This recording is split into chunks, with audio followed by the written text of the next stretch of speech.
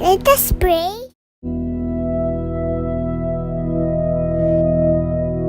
In the name of the Father, and of the Son, and of the Holy Spirit. Amen.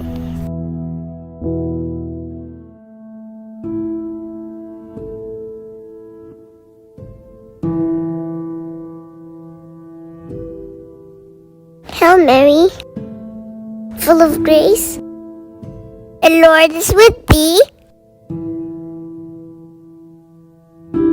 Blessed art thou among women, and blessed is the fruit of thy womb, Jesus.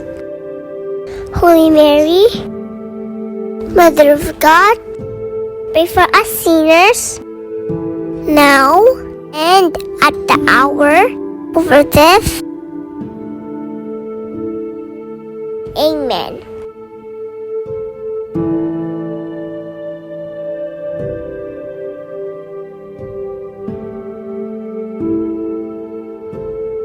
In the name of the Father, and of the Son, and of the Holy Spirit.